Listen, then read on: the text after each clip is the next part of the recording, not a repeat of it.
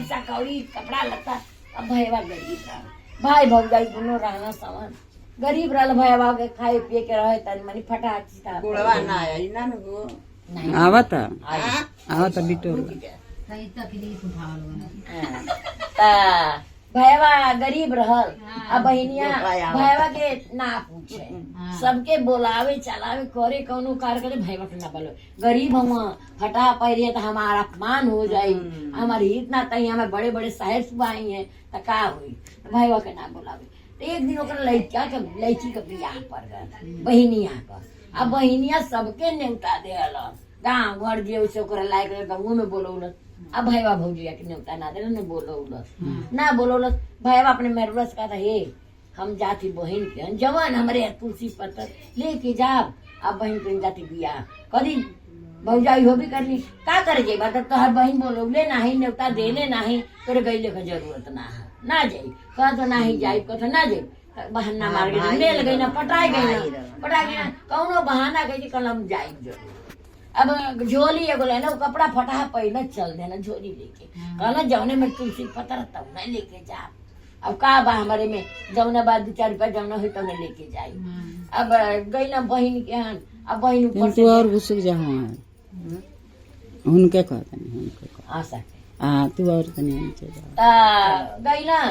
सबके आवे ऊपर से उनका बहन देखत रहनी फटा चितरा पहले हमारा झोला ले बाड़ा अपने देवरानी की भेजनी कनी जा देखा कौने रिपुरान में का लिया आयल हुआ गई नहीं तो कनी ए दीदी तार भैया आयल हुआ फटा पहले बाड़ा आ झोला एगो ले बाड़ा झोली अपना मलुका बांध देखने आया हुआ। तब कहनी कि अच्छा जा तू ना दरवाजा पीछे का दरवाजा खोला अब पीछे के दरवाजा से उनके अंदर ला आज जब उतरली नीचे दे ना देवे रहे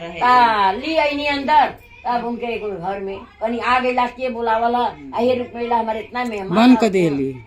दरवाजा में दरवाजा में बंद कहीं गरीबी बेटा बहुत बाहर सब नाचा था गावा था खा था सब मनावा था और बेचारा वही में रो था। साज बीत गल दिन भर बीत गल साज में बिहान भर कहता भूखन मन छटपटा तो बहन के प्रेम में आला ने देखा बहन भूखन छटपटात भाई अब का हुई कब निकल आई उनका बहन जब सब बड़े मेहमान आना धीरे धीरे सब जब गए तब बाहर गाँव से दरवाजा खोली। अब कल जमने रही आये लो वही रही जाया चल जा। अब वही तरह कुछ दूर आई ना तब सोचत हुआ कि जात ही हमारे मेहरारू पूछी खुश हो गए कि दीदी का देले हैं अब दीदी कुछ ना देले हम का लेके का लेके जाब लड़का दौड़ी है बुआ कुछ देले बानी गई ना एक बगीचा बचल बगीचा में बैठ गई ना। अब बैठ के सोचत बाना कि का ले जाई कैसे ले जाई आप कुछ पूछिए तो का कहब कि बहन हमें बंद कैले रहले हम तो ना बताई बहन का बेइज्जती हुई। तब संगठा माई निकलनी ओ मन से तो कदी का सोचत विचारत हुआ कह तो कुछ ना है अरे का सोचत हुआ कह तू कैसा न कि बहन के गए लनी है हमें दरवाजा में बंद कैले रहनी है। अब जब निकलनी है अपमान कहीं हम गरीब रहनी है फटा वैसे शिकायत गुने बाहर निकाल देनी है हम अली भूखन में छटपटा था कहनी ये भैया हम ककरी बोल है आप ककरी झोला में तोड़ ला लड़कन के का लेके जा लड़का पूछिए फुआ का देले हैं। अब हमार मेहरारू पूछी तो का हम तो तकलीफ सहनी बस उन्हन के का बताई तो कहनी जा भैया ककरी है आ तू तोड़ ला झोला भर जितना भर ला। अब ककरी तोड़ना झोला भरना है अब भर के माता जोतने में आलोकित हो गई नहीं आ झोला लेके जब घर जाता हुआ तो लड़का लड़की दौड़ना मेहरारू दौड़ल तरबूज रहल कहने तरबूज तोड़ लेना लेके जब ना तो कुल लड़का फुआ का देले कहनी दीदी का देले हैं तब दौड़ना लोग झोला कहने का बहन देले है तरबूज ककरी है खा लो कुल देले बा आज जैसे लेके बैठने लोग काटत मारी तरबूज मारे हीरा मोती चांदी इतना सामान झोला में हो गल इतना सामान हो गल। अब मेहरारू इतनी खुश भइल कि दीदी हमारे इतना देने बाड़ी हमार गरीबी सोच के हमार दीदी इतना दे देने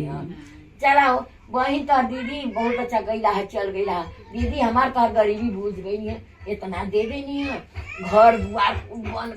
बन गल अच्छा से बन गल। तब एक दिन उनका मन कर के जाई दीदी से तनी भेंट के आई आ जौन बात वही रोज की जाई आ बहन के लिए आई बहन के लिए आई बहन बा तब भाई बोलो ले बियावा में ना भौजैया का इतना दीदी के चलते हम इतना आगे बढ़ गए और दीदी इतना हमें आगे बढ़ा देनी, सोना चांदी दे देनी, तो दीदी के बुला लिया बा। दीदी तो ऐसा बना दीदी इतना देले बा, दीदी जाने थी तो खूब नया नया रेशमी कपड़ा पहनना, साफा लेना, गमछी लेना, झोला में खूब सामान लेना, उनके बहन के अपने ले के गई ना। तो दुआरे पर जब जात हुआ तो बहन उनका देखा थी, तो अपनी देवरानी की भेजती, कहती जा हमारे देखा भाई आयल हुआ, तो गई नहीं कही अरे तार भाई आयल खूब कैसन कपड़ा पहले हुआ, अरे खूब रेशमी कपड़ा पहनो, खूब सुंदर झोला बेग ले हुआ, कभी बुला लिया बा, ले गई बड़ी आदर सत्कार कही, जब ले अलन तब धैनी होनी, अपन खूब भैया के खियौनी पियौनी, खूब नाश्ता पानी देनी, तो कहना कि ये बहन चल हमारे घरे तनी घूम यार, चल बेटा। अच्छा देखा इंसान का औकात हाँ। अपने भाई बहन परिवार चीज चल बहन होला बेटा। अब घर चले, चला विदाई करावानी, तू चला, तू बोलो बियाह कैलू है, चला हमारे घरे, अब तू हम घर द्वार बनौले, हकीकत चीज है, घर द्वार बनौले हैं, गिरी पेड़ पेश करौलिया, चला पूजा में हो चला। गईनी बहन रहनी एक हफ्ता 2 हफ्ता रहनी, तब उनका जाई का बेला देखली की तब उनका भौजाई जितना चांदी सोना रह लेके साड़ी लुगा कंगन खूब उनके उजनली की उदेले बाड़ी उहे देले बाड़ी बहन समझिया से बनवावे के बाद बनवनी, उनका विदाई कहनी, तो कहनी बहन के अब हमारे जाए का टाइम हो गल भैया जाई हम अब विदा करा, कहना के बहन गई ना, कहना रुका तनी हम जाते, गई ना मोची के हम, कहना मोची ऐसा बढ़िया जूता बनैया हमारे बहन के नाम पर, बोले वाला जूता बनैया, हाँ बोलल करे का बोले जौन कहले बा बहनी उहे बोले, तो बोले वाला जूता बनैया, तो कल सो इतना जल्दी ना बनी, 2 दिन का टाइम था, तो गई ना घर, तो करे भैया हम जाए, ए बहन 2 दिन रुक जो, तो 2 दिन जब रुकनी तो उनका जूता बनन, जूता लिया के ना, तो वह बोलिया बोले जनु कहले हाँ भाई गरीबी में केहू पहचाने ला, न बहन भाई के पहचाने ले, आ न बहन भाई बहन के पहचाने ला। गरीबी ऐसा चीज है कि गरीबी ना पहचाने ला, बहन भाई के ना पहचाने ले, भाई तो ये बोलिया बोले जब बोले तो कहें कि ई का बोला था जूता बा मेरा रुआ कहत अरे जैसा ये तो बोलत बा कि बहन के भाई ना पहचाने ला, भाई के बहन ना पहचाने ले। गरीबी ऐसा चीज है, गरीबी में दुख में केहू ना पहचाने ला। तब उका जाने, तब अच्छा जाए लगनी, जो जूता पहिरा देना, जूता पहिरा के जब जाए लगनी, तब वह जो बोलिया बोलत बा कि गरीबी में बहन भाई के ना पहचाने ले, गरीबी ऐसा चीज है कि ना पहचाने ले। अब वो पहिर के गईनी घरे, तो वो बोलिया जब चले डोले तो बोले गईनी, तब आदमी कहूँ जूता का बोला था, तू जूता बनवाई के वो पहिर के, अरे हमारा भैया देले हूँ जूता का बोला था, कह अरे का बोला था, जब बोला था कि का कहता कि बहन भाई के गरीबी में ना पहचाने, गरीबी परिस्थिति इतनी खराब होले कि ना पहचाने। कहते ऐसा नहीं कि हमारे बियाहवा रह तो भैया है ना, देखनी फटा पहले ना घर में बंद कर देनी, बीच बीता गए खाना पानी ना पूछनी, तो भैया के खोल देनी, भैया चल गए ना। उनके माई जी अपने इतना धन दौलत दे देले बानी कि अब वो गरीब ना पहचानी, वो जूता भैया बनवले वो